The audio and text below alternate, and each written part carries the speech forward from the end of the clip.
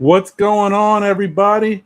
Thank you for tuning in. Listen, if you guys haven't already done so, cop your tickets for the NBA draft party. That's right, it's taking place in the next, what is it, 21 days now. Wow, time is flying. So in the next 21 days, that's June 23rd, NBA draft party in Atlantic City at the Flagship Hotel. There's going to be a bunch of cool things happening. You know, we're going to chop it up. You got one free draft beer. There's going to be a buffet. You know, that's all for $30. Then if you want, there's also going to be, a second, thing happening the next day, which is going to be like a lunch buffet type thing. And all throughout everything that's happening, we're going to be filming the MBK intro commercial. You know what I mean? There's going to be a one-on-one battle between Isaiah, that's right, Big Bubba, and the Podfather himself, Sim. It should be a hell of a fun time. There's going to be some fun games, maybe some giveaways, and we'll do all this while chopping it up, watching the NBA draft on night one, and then in the afternoon, the day of, we'll continue with the NBA draft commercial, as well as that one-on-one battle between Big Bubba and Sim. So, guys, definitely get your ticket. It's going to be fun times. I'll be there. There's going to be a bunch of people, a bunch of podcast content creators that you're familiar with are going to be out there. I'm going to be meeting people for the first time. It's going to be wild, man. So definitely make sure you get your ticket. We would love to see you. And that's all I got right now, man. Check out the commercial. The second annual NBK draft party in Atlantic City. There'll be a live podcast, live DJ, live video shoot. $40 for a VIP ticket, $30 for draft night only. Get your tickets now. Run that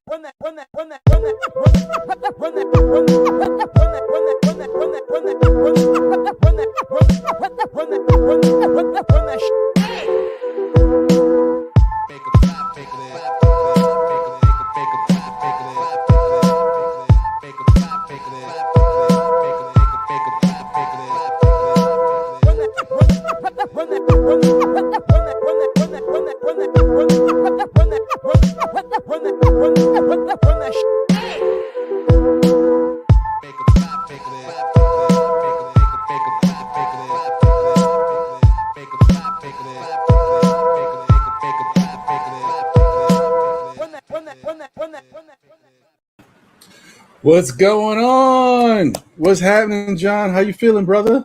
We are back in the building. Yes, we are. Yes, we are. Yes, sir. Yes, sir. I am super grateful that Sim had a little bit extended. It allowed me to get in on time. So it worked out. Yeah. John was dealing with some real life traffic issues out there in them streets. So he made it. Thank you, Sim. Yes, sir. But we here. I'm ready to go. Yeah, man. Tonight's game is going to be awesome. Yeah, I was just going to say the same thing, man. Tonight it's finally on and popping. NBA Finals is starting. We got the Boston Celtics versus the Golden State Warriors. This is a toss-up for me, man, but I'm excited, bro. Everything that happened in the last two series, to me, this is the best possible scenario. It would be nice for Miami to have their chance at being here. But you know what? Boston deserved it. Absolutely. I just enjoy seeing two new teams, you know what I mean, go at it. And just, even though you could consider Warriors, a legit contender over the last, 6 years or so. But to see what they've gone through and then in order to get back, it's a great story. And then the whole, the identity of Boston and how that shifted. And now that the rings have come, like the reins is taking over for Tatum, is Tatum's team now with Jalen Brown and sort of they're following their lead. And then, man, our guy, Horford, you know what I mean? You would consider him a veteran player now, you know what I mean? And see what he's gone through and his change and his shift in play. To see it all come to fruition and seeing this team together, even though I'm not, a fan of Boston, you know what I mean, per se, because I'm a Knicks fan. I'm kind of happy for him specifically. I'm with you on that. Yeah, I mean that's a good moment. That definitely is a good moment. And say what you will, like I know people, the purists want us to have these rivalries and to hate the opponent and all this stuff, but times have changed. Like back in the 90s and the way things were played back then, and with any sport, there was real rivalries. There was people who actually, they couldn't stand each other. Nowadays in sports, it's not as vicious as it used to be, especially in basketball. It's really cookie cutter. So guys like Jalen Brown and Jason Tatum, they never did nothing to me. They never really did anything to my Knicks, so I don't care. Let them do their thing. Good for them. Right. I mean, the only thing that's still true today, though, is that Boston Yankees series. Yeah. Well, that's different. That's never going to go anywhere. That don't ever change. Yeah. Even if you guys like to trade players between each other, but yeah. Listen, we do, and it doesn't matter if they're in last place or or in contention. It's always going to be, the fans are never going to let that one go. So you ain't lying, brother. You are not lying. So, listen. Steph Curry has a chance to get his 4th ring, bro. First off, who you got in this series, bro? Wow, you're going right into it. Yeah. Get it out the way, man. Rip the Band-Aid off. I was sort of back and forth for a little bit of time, but I remember talking about the potential of the Warriors if they were, back from full strength and healthy, and I felt like they would be true contenders for a championship run. I think I spoke about it in an NBA report. I know I've definitely spoken about it in our Still Knicks Fans show. So I am going to roll with the Warriors, but I'm going to say Warriors in 6. Okay. I first I thought I was gonna go with the Warriors, but I can tell you, man, something about that Boston defense matchup. And I don't know if the Warriors have faced a defensive team that can also score the way Boston can when they've got good contribution from Tatum and Brown. Plus, the other thing is, at least with Miami had a little bit of height. They definitely had Bam Adebayo. Now, on the Warriors side, you got Draymond Green, but he's a power forward. He ain't a center.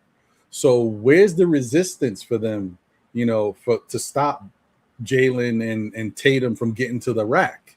Like, how are they going to really combat those two players and what they like to do? So I'm just thinking, like, this might be tough for Golden State. Oh, yeah. It's not going to be a walk in the park. Yeah. By no means. By no means are they a walk in the park. I do believe, though, depending on Gary Payton Jr. and his return. Oh, well, yeah. That's going to be super helpful because you can play him on either Smart or Jalen Brown, and you could spell minutes for, Thompson not having to play, on those guys, heavy minutes. And Wiggins, he's going to be matched up a lot against Tatum. So, you want to be able to give other, members on that team a little bit of rest on the defensive side. So I think that would be super helpful for them. But again, like you said, the matchup, it's not going to be an easy matchup. They're definitely going to find ways. And I'm glad to see Udoka, really getting some shine because, I'm going to get credit where credit is due. The team itself shifted after he had that conversation and he was holding his players accountable. And so he put the onus on the players. And true indeed, it showed up. It showed up in a big way. Yeah, no, it's definitely a fact. I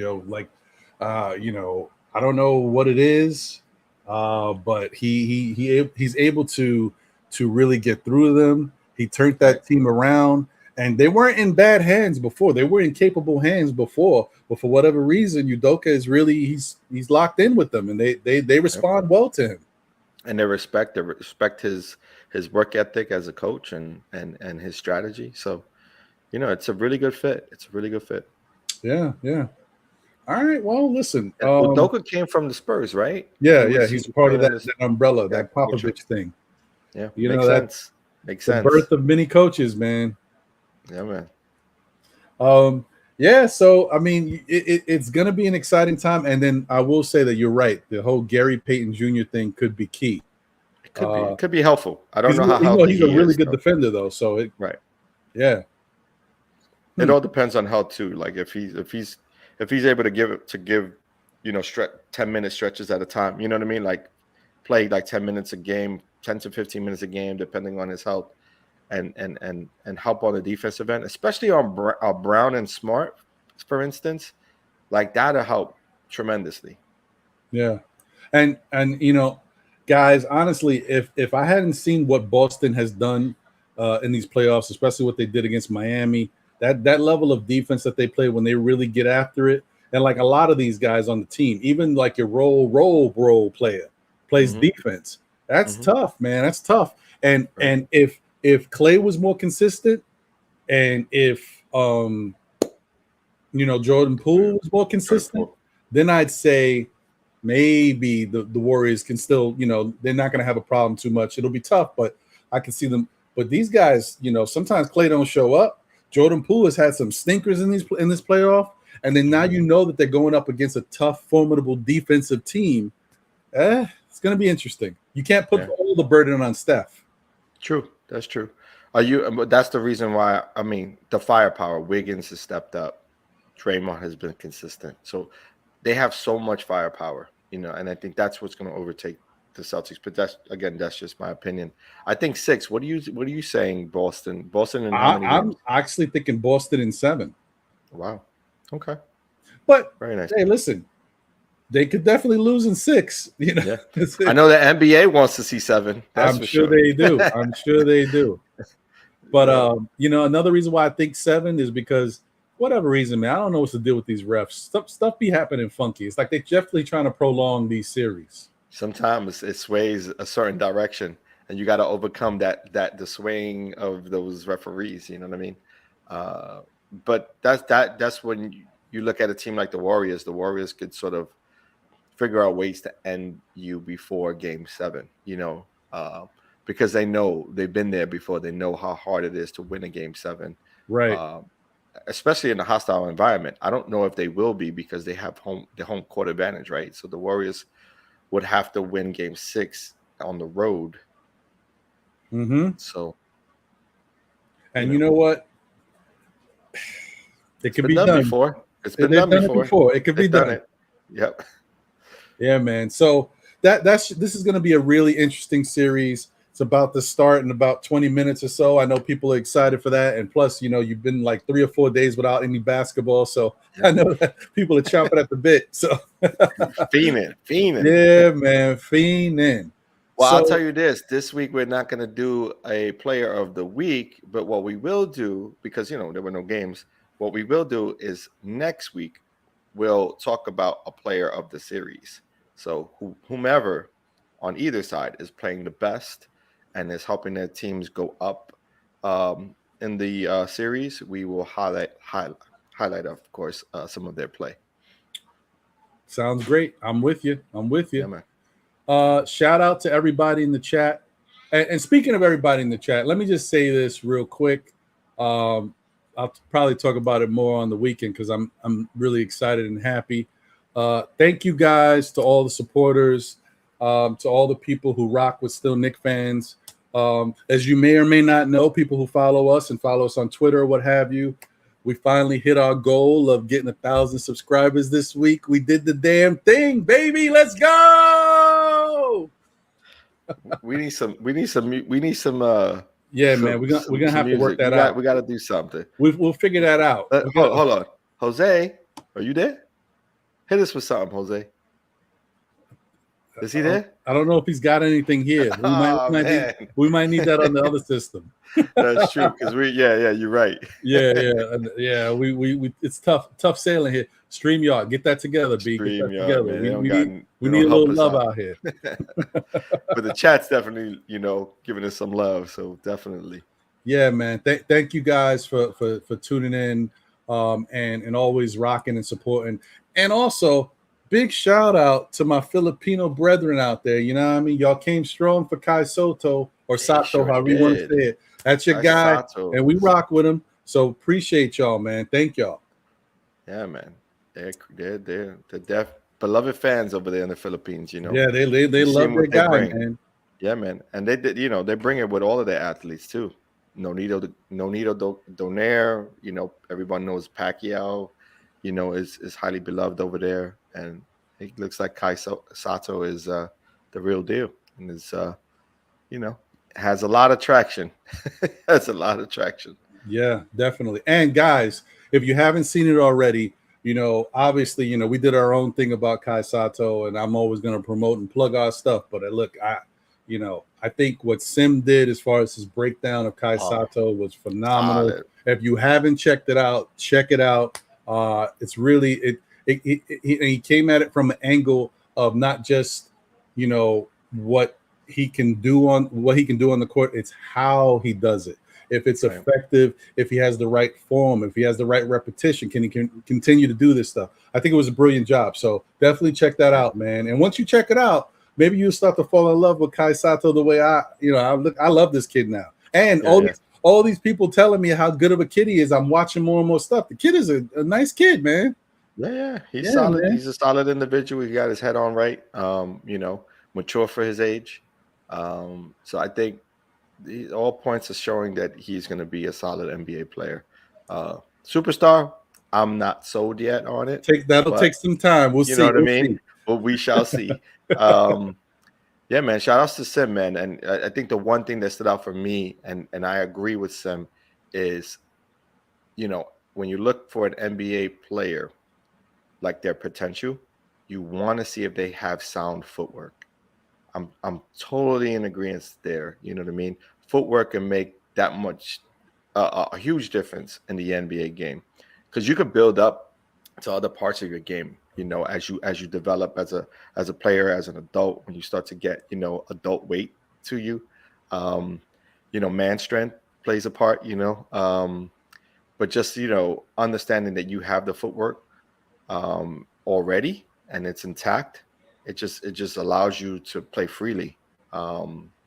It reminds me a lot of like Juan, the best footwork in the game. You know what I mean? You play with his back to the basket, face you up. He could do so many different things, shoot with both the left and the right, but it all started for him with his footwork. Right. And so right. I'm sold on that aspect of it for sure. Yeah, no, I agree. And you know what? This actually makes a lot of sense for us to get into some draft players that kind of have moved up and are starting to show themselves. In the current NBA mock drafts, they're starting to really gain some traction. Before we jump into that, though, I just want to give a shout out to the chat. David L. No Way Jose is in the chat and holding us down in the back. Angel Torres, right. Even Best, D Public Enemy #1, Illmatics, Geraldine McIver, salute Geraldine. Almighty Finesse, what's good? Knicks Fans Brazil in the building. How you doing, man? Victor. And we definitely got to have him on with us. Yeah, we got to get Victor on. We got to get him on. Yeah. Worldwide L's in the building. I am Jarrell. What's going on, bro? Pudge Nice. I think I said Angel Torres already, but if I didn't, Angel Torres, Truth and Lies of the Philippines. Sir. Let me see. Tricky Nicky, what's going on, Tricky? Will's in the building. What's going on? Salute, brethren. Yes, all right. So yeah, man, let's take a look at a couple. There's a couple guys who are kind of making their way through the NBA mock drafts. They're moving up pretty hot and heavy, man. So right. Oh, listen, we can't talk about fast movers without talking about this guy. This is an interesting, kid right here. Dyson Daniels has moved up in a lot of people's boards. He was projected to go anywhere between 8 to 13. He may still be around that range, but there's some talk about him, maybe moving in front of, maybe 6, maybe 5. It's a truth. What are your thoughts around that? I think it's so here's the thing about Dyson.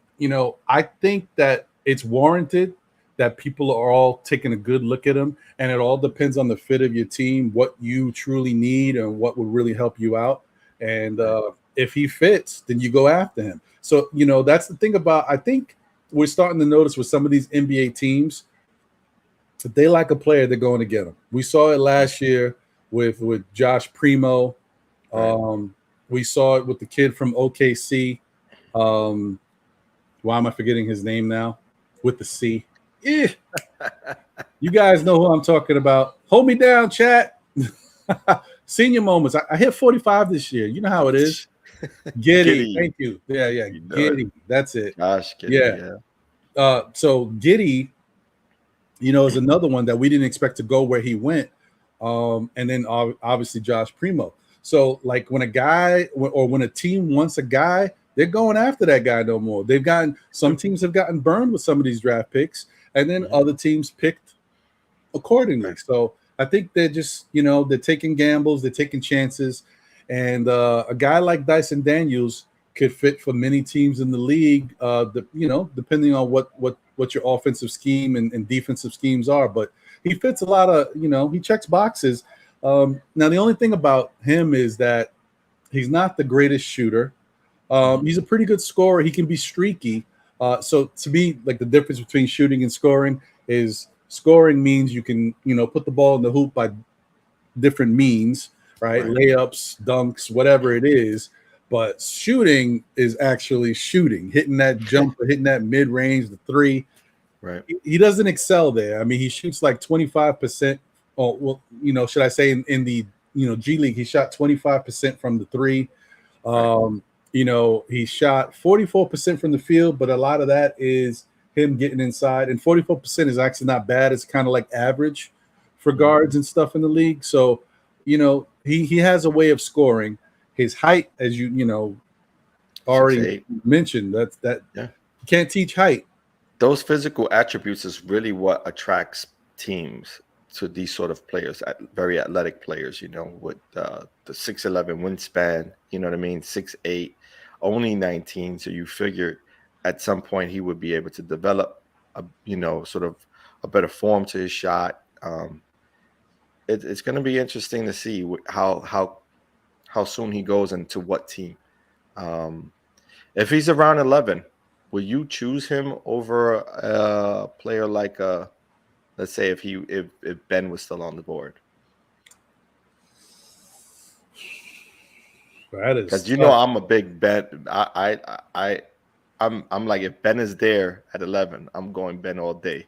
But listen, to me, what's your thoughts on that? It's tough. To me, my favorite player in the draft for the Knicks has been Mathurin. But if Dyson Daniels is there, does Dyson give you what you haven't had in many years? Ben is a scorer, but Dyson is, he can be more of a facilitator with really good defense, and he's streaky, so he can give you some scoring too. It's just tough. Plus that 6'8" height with that wingspan, it's tough, man. He's that wing that Tibbs was barking for, right? Like he was asking for it last year. Yeah.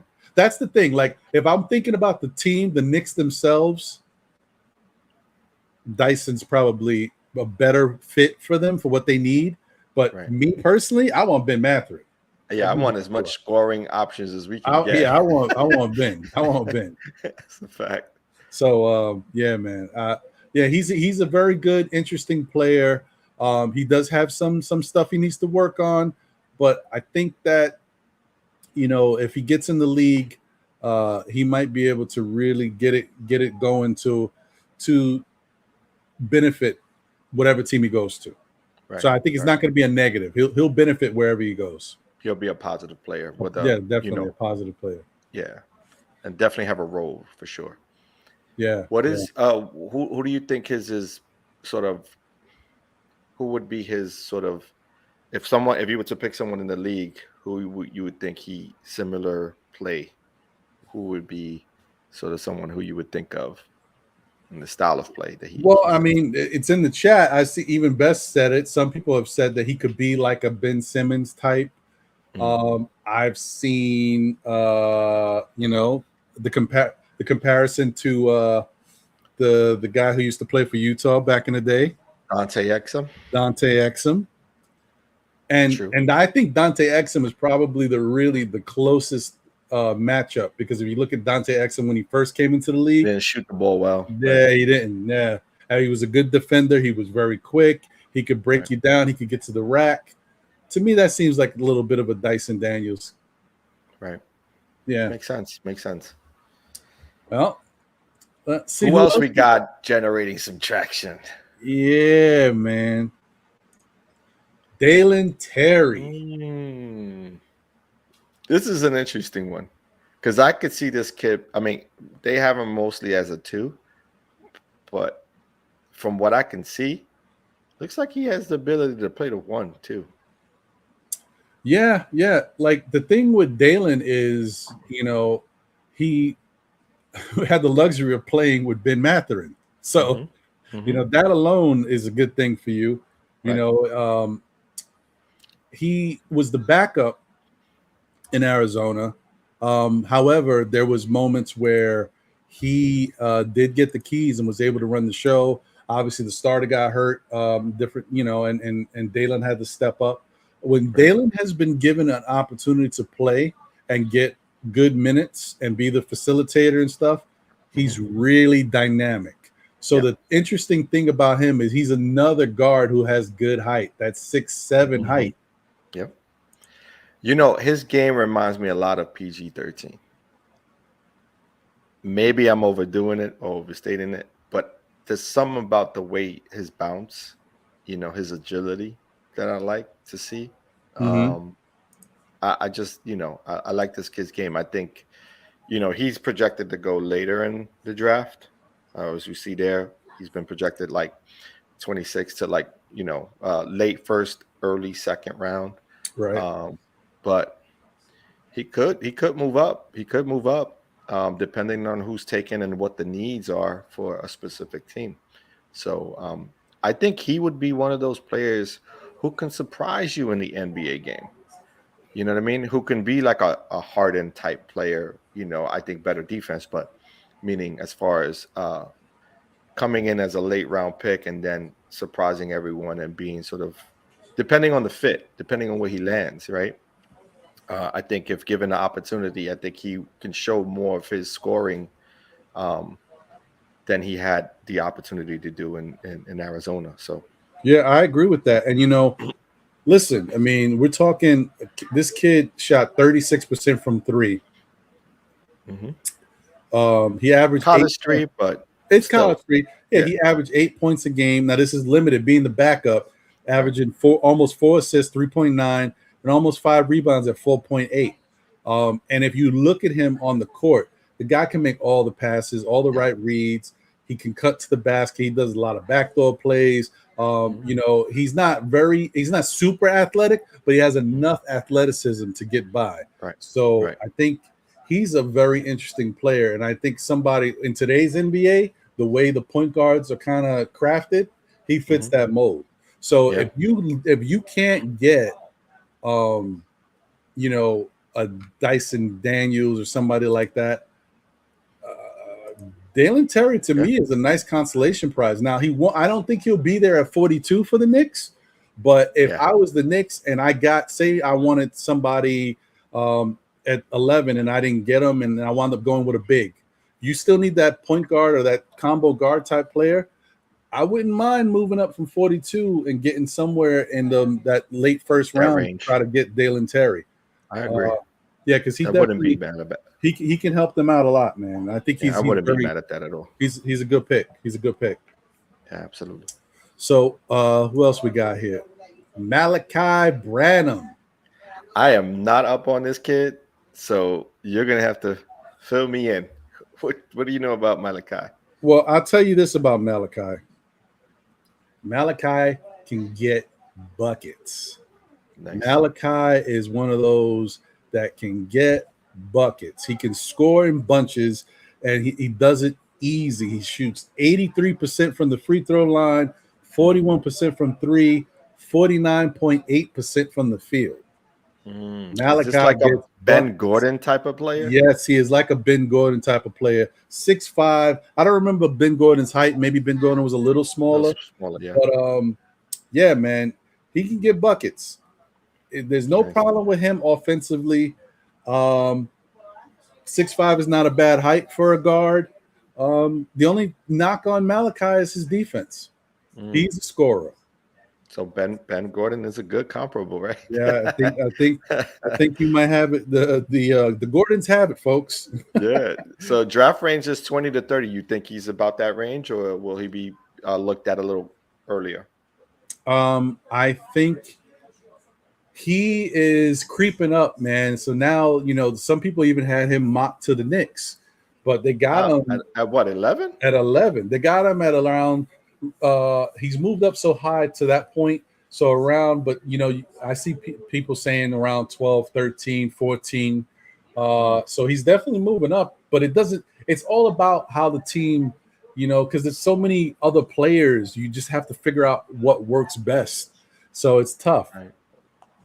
Like, I don't know. I've seen guys. The only problem with Malaki is that I've seen guys like him in the league already, and it hasn't necessarily translated into success yet. Right. So that's the thing.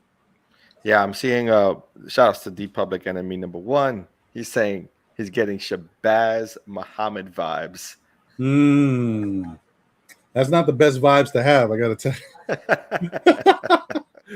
Yeah, like you know, you might want a little better vibe than that. So I don't know. Salute to maybe I gave him too much credit by saying Ben Gordon. No. Ben was a solid player, man. Because he could. Because the thing with these players is all a matter of the right fit, the right development, and that player's willingness to get better. Swaggy P. Be a Ben Gordon. Is it Swaggy P? What was his name? What was that kid's name? Was it Swaggy P? It was Swaggy P, but that was his name. What was his real name? That was his nickname. Yeah, I don't remember. Shoot. He was with the Wizards. I remember that. Yeah, man. I can't remember it now. It's okay. It's all right. You can see his face though. I can see it. Yeah, of course. Yeah, man. I'm thinking about it right now. Yeah. And I'm thinking about how D'Angelo Russell kind of snitched on him. Yeah, it's all coming back to me. Nick Young. Thank you. Nick Young. Yeah. You guys are the greatest, man. Appreciate you, May 4th. Yeah. So, I mean, that's Malaki. He's interesting. He can really turn into one of those players that can be like a microwave type player and just get you buckets when you need buckets. Shout out to I Am Jarrell too. He also yes, sir. Or he could be a bust. We don't know. Yeah, man. All right, cool. This brings me to, out of these 4 guys, probably the guy that makes the most sense overall for the Knicks because he can do a little bit of everything. And I kind of, because right now he's projected at between 20 and 30. Yeah. Moving up too in the draft. He has been listed because a lot of people. This is the thing. Like Jalen Williams, that is 6'6", 209 pounds, 7'2" wingspan. Okay, he's looked at as. Now, wait a minute. He is not from the Ohio State University of Buckeyes. Forget that. He is from Santa Clara. He's from Santa Clara. That's a good catch. You're right. Yeah. He's from Santa Clara. So the thing about him is that they're starting to project him higher because they feel like all of the Ivies, Ivy's definitely going early, but like they feel like the Dyson Daniels, the Ben Matherins, even Agbaji, you name it. Whoever people are really high on, they feel like all these guys are going to go before 10. So when you think about that, who's the next up? And they're looking at guys like Jalen. Jalen has been his workouts have been good. He just seems like a really solid type player. Jalen Williams averaged 18 points, 4.5 rebounds, 4.2 assists, shooting 51% from the field. 39% from three, and 80% from the free throw line. This is another good player, man. He's a nice, sneaky player. He's one of those guys that, you know how we always talk about, oh, the Knicks drafted this dude here, and then this guy got drafted like 8 picks later. He turned out to be one of the best players in the league. Right. He could be one of those guys. You just never know. It could be. Hey, Ron, do yourself a favor. Do a refresh there. I shifted it a bit. Just see if you can refresh on your side. No? It doesn't take it. No. That's okay. That's all right. Just didn't want to show up as, Ohio State. He's not. It's okay. It's all right. It's bothering my OCD. I know how it is, brother. It's okay. Listen, we know it was supposed to be Santa Clara. Santa Clara University. Yes, sir. And yes, he's a 4-year player, right? Because he's 21. So he played, He played 3 years. He played 3 years. So, yeah. Right. Yeah, man. So that's just a quick look at some of these guys that, we think are definitely high risers in the NBA draft. They're definitely going up and creeping up the mock draft boards. There's other players out there. There's a couple more that are starting to creep up too. But these are like people that are kind of starting to pop up on everybody's radar. Yeah. But that's fun, man, because a lot of these folks, like I said, I haven't really caught a lot of those games. And now, seeing them sort of being on draft boards, you're starting to see, them more. You see them starting to see more highlights of them. And it's interesting to see. I know you guys talked about it on a Still Knicks Fans draft. So that was interesting too. We talked about a lot of players. Shout outs to D Poetic, man, and our guy Feet Sports. They both held us down. Yeah, they did a really good job, man. A lot of information, a lot of data, and they were watching a lot of videos and really helping to compile some stuff on these players.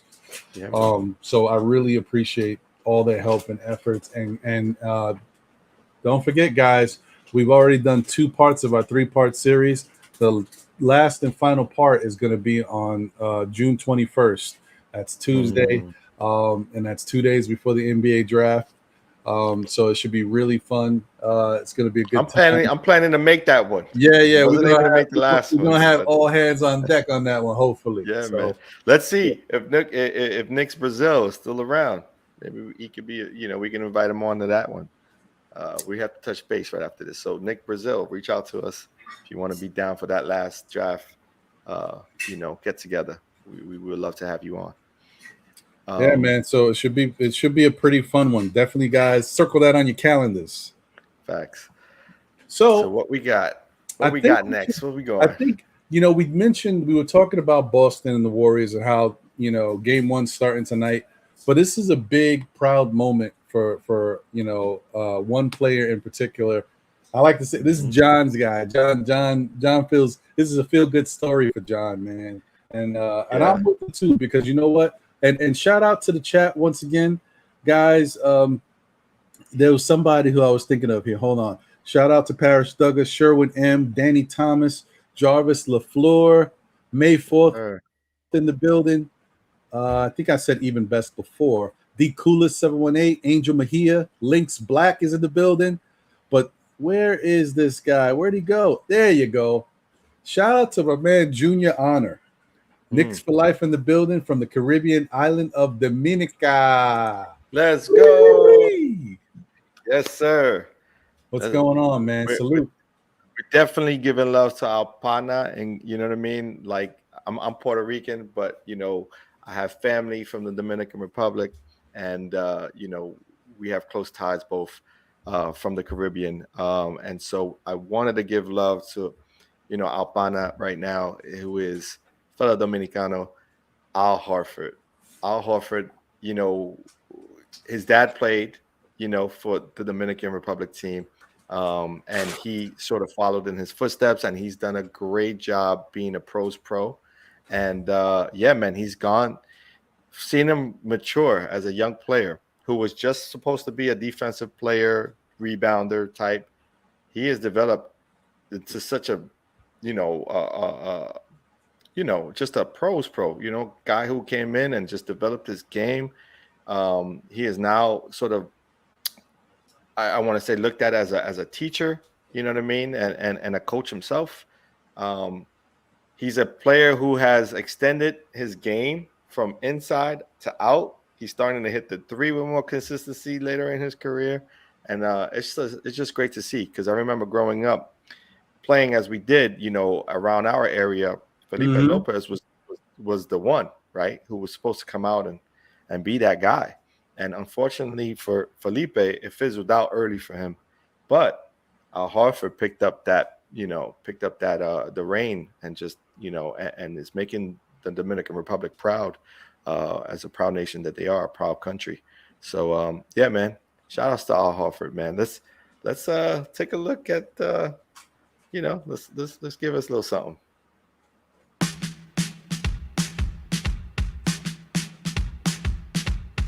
Look at this guy, Florida State, man. For y'all youngins that don't remember this, Florida won back-to-back NCAA championships.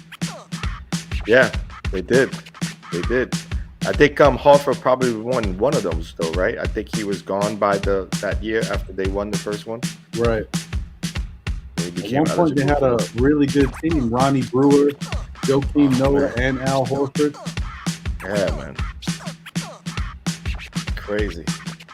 But look at that. All the young kids, the excitement. And they beat Ohio State.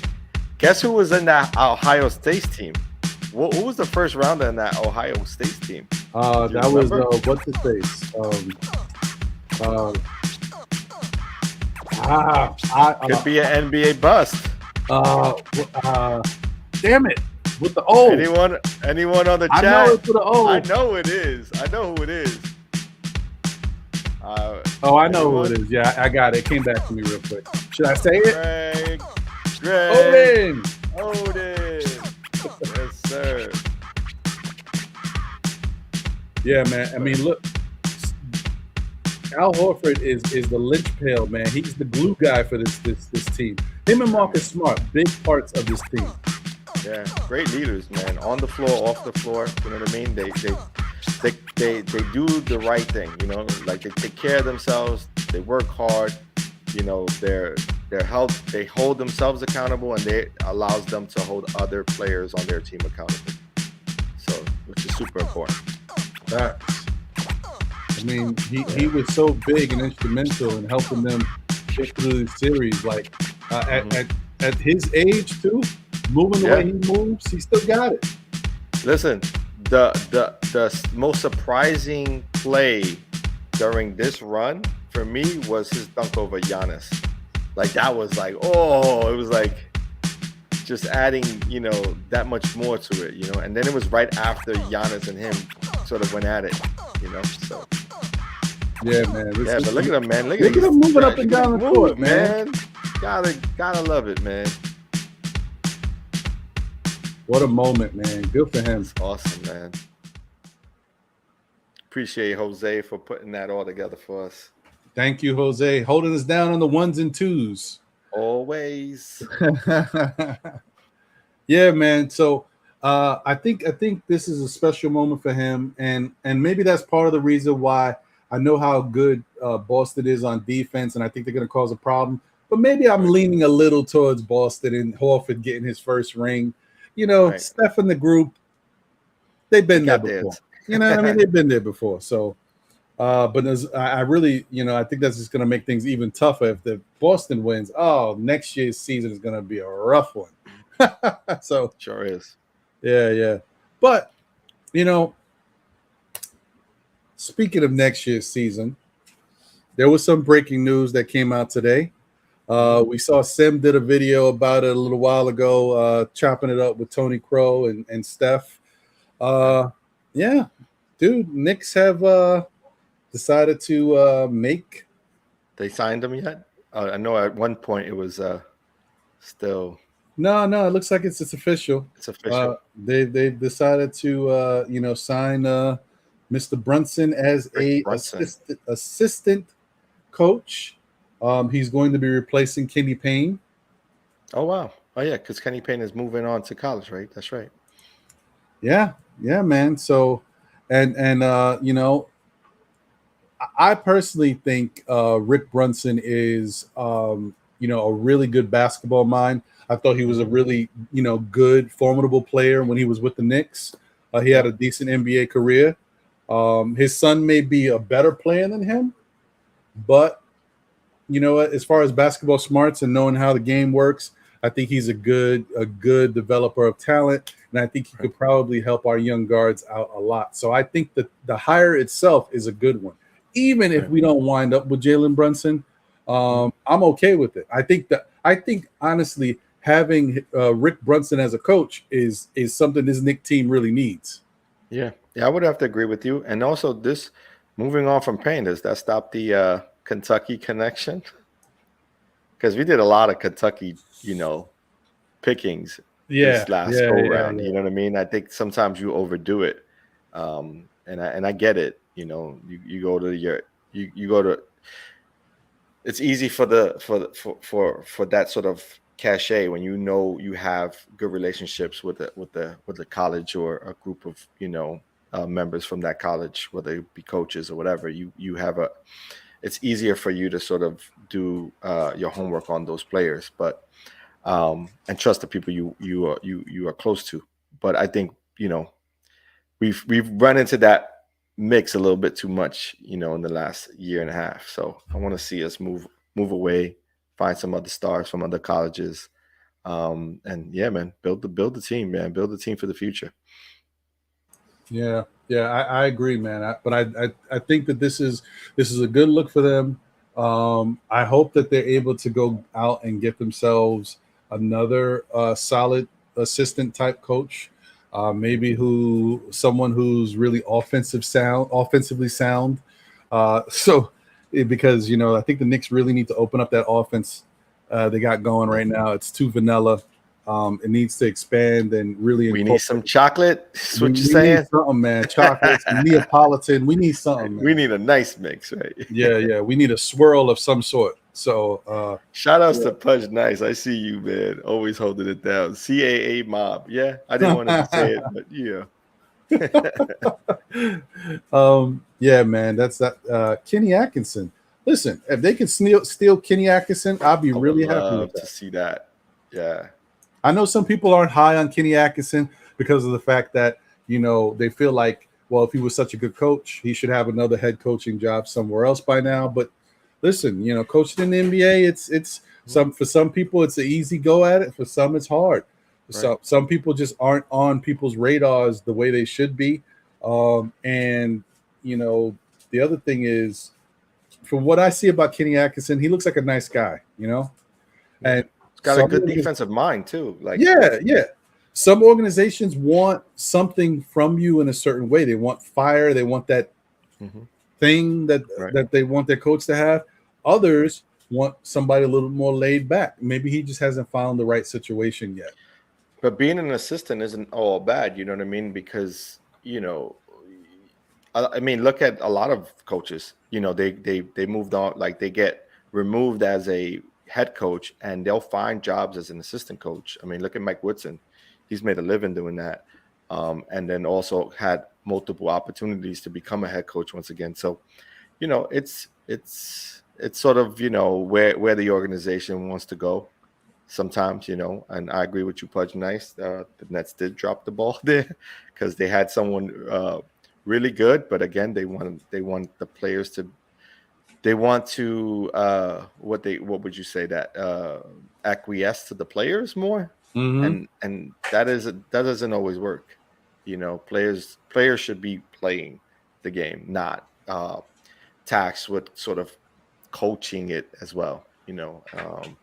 So and you see the Nets, right now with both Kyrie and Durant, right now are going to run. It's going to be tough for them to get back to. To even be in a play-in, you know what I mean? To be an opportunity to make a championship run, it's going to just get harder over the years. Yeah. So. Yeah, and the other thing is like, the other Steve Nash is, to me, I kind of feel like it was a real tough gamble to put him in a position to be a head coach without having a lot of experience, and then to have to coach guys like Kyrie and Durant and Big personalities, man. and also, I mean, if you want to win a championship and you put this first time coach in that situation, I don't know if that was the right move. It almost kind of reminds me of the Jason Kidd situation. It was too soon. I mean, great. I think Jason Kidd learned from it, but look who had to suffer because of it. That net team couldn't go anywhere because Jason Kidd wasn't really ready. They had a lot of veteran players too, though. They did. They were a little old. They went all in. Older. They went all in. They had Joe Johnson. They had Pierce, but they were way past their prime. They all had injuries. Garnett. They were all older players. You couldn't expect them to break through that, especially with a young LeBron. At his he was in his heyday at that point. With the Miami Heat. So I didn't see that. It wasn't the smartest move to me. I don't think they really thought it through. But at that time, I mean, the Nets had a new owner. He was trying to make a splash. He was going for names. He was trying to get Jay-Z still had ownership, Yeah. You know what I mean? It was a whole thing, man. They wanted the black and white look, like they were the black and white Yankees. They wanted. Look at how long it took them to add a splash of color back into the Brooklyn Nets uniform. You're right. Anyway, whatever. They're gonna have a tough time, though, man. Like you said, there's so many personality things there that's going on right now, and Steve Nash may become a really good head coach someday, but I think he's gonna have to be able to have the opportunity to pick his players.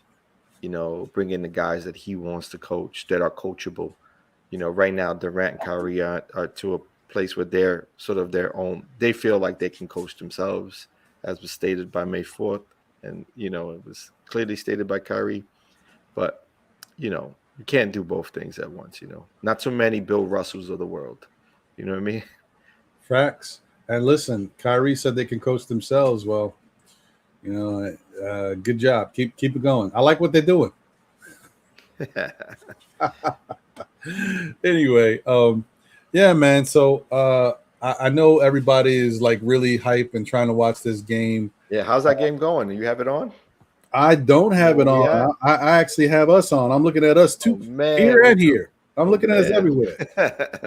Talk about narcissistic there, right? Facts, man. Let me see here. What are we looking at? Uh-oh. I don't know.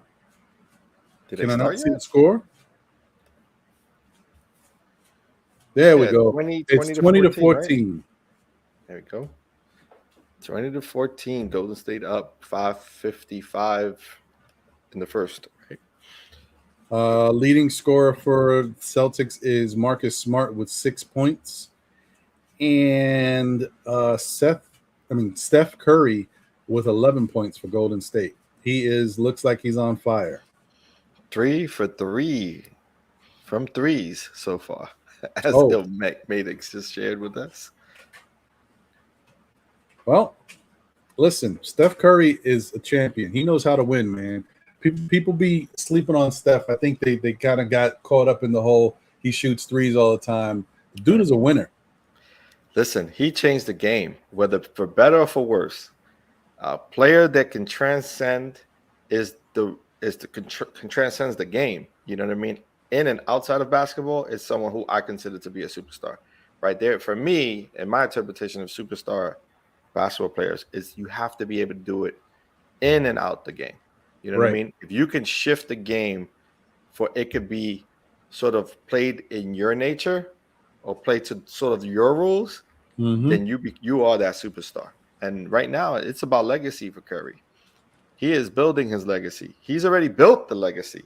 Now it's just cementing it. Like he's finishing, just putting the finishing touches on his career. And if he wins another one, there's a conversation to be had about him being up there with the GOATs, even though some folks don't believe so. You would have to put him in a conversation.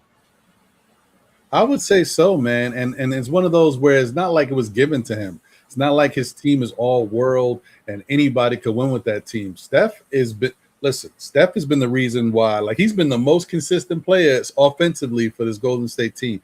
Without Steph, Golden State gets knocked out. They're out of here. So, and you could say the same about, not having Thompson, not having Green, for sure. Oh yeah, definitely. They're all-star quality players, quality starters. I just feel like with Thompson and Green, you got to have. But if Thompson wasn't here, then you'd see more of Jordan Poole. Like, Jordan Poole would take an advanced role. If Jordan Poole wasn't there, you'd see Thompson doing even more and Wiggins doing. Like, they've got good pieces that can all step up in their different. And that's the reason why it doesn't hurt them, because guys sometimes don't have it going, but there's always someone else there. And a very good coaching philosophy over there. They like to share the ball, which is important. And they play a really good team concept on defense. So, every man has an opportunity during the season to step up, and they do a really good job of allowing their players to, improve on the court, giving them opportunities to play minutes when guys are out hurt. They didn't have the best record in the NBA, but they were pretty consistent, a consistent winning team this season. So, it's going to be interesting, man. See, yeah, said I got them in 6. I got the Warriors in 6. Hey man, listen, I'm going a certain way, but I wouldn't be surprised if that happens. I could definitely see that happening. And Curry is definitely trying to get this first one, man. And he's lights out, man. 4 or 5 from 3, 14 points. Could be one of the magical nights for Steph. Yeah, man. But we'll see, man. Well, listen, man, I know you excited. I know you want to watch the game. I want to watch the game. The rest of y'all want to focus and watch the game. So why don't we get up out of here? You got any final words, brother? Man, as always, I always have fun with you guys chopping it up. Love the chat. Thank you for your support. Thank you, Knicks Nations, for coming through and helping us get to 1,000. This is the most I usually say. So I'm going to leave this by saying stay blessed. Looking forward to the next one. That's a fact. Hey, man, thank you once again, guys. We appreciate all the love and support for our channel, support for our videos recently, especially. The numbers have been great. Thank you, guys. We're going to continue to try to keep giving you more and more good content. Hopefully, we'll continue to try to give you some really nice interviews and guests as we go forward into the off season and into the next Knicks season. We'll see what we can do, man. We're going to keep plugging away. So thank you guys once again. Thanks to my man Jose. He's in the back holding us down. Appreciate you guys in the chat. Adele Chapman, I see you jumped in. Appreciate you. Definitely, watch the replay if you just jumped in and missed anything we did and covered. And to the rest of you guys, thank you guys for always supporting not only, Still Knicks fans, but supporting nothing but Knicks, Sim, Knicks and Bruises, Josh, a.k.a. Uncle Fulio, the controversy, Steph, the Queen's Court, Dope Soul Sports Talk, supporting everybody, you know what I mean? And let's give a shout out to Jose, who's starting his channel recently. Yes, Jose. Yes, if you're a gamer, if you're into pops and you're into gaming, go take a look at Jose's. What is it? No Way Jose? It's No Way Jose. That's right. Take a look at that on YouTube. Definitely become a subscriber, follow, and chat. You might have to add the 1022. I don't know. There might be other No Way Jose's out there. No Way Jose 1022. Definitely check that out. Yeah. So, once again, guys, appreciate y'all. And don't forget, you still got time. I think Sim said you got to around the 20th or so. Get your tickets for the NBA draft party in Atlantic City, June 23rd at the Flagship Hotel and Resort. It should be a fun time. We're definitely going to be either happy and smiling or disappointed and sad. So before we head out, and I know, Jose, I'm putting this on the spot right now. Let's play that video while we head out. Let's give that video to the people. I agree. Dope.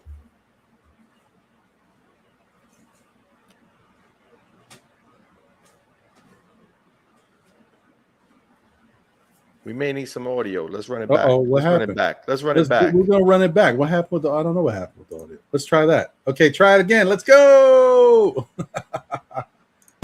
The second annual NBK draft party in Atlantic City. There'll be a live podcast, live DJ, live video shoot. $40 for a VIP ticket, $30 for draft night only. Get your tickets now. What he said.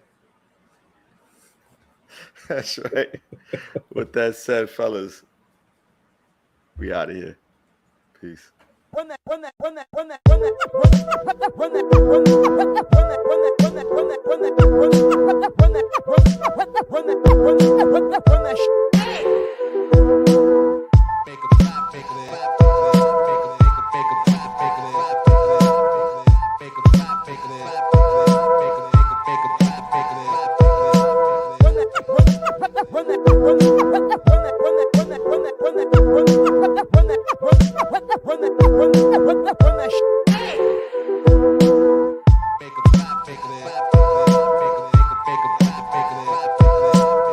Make a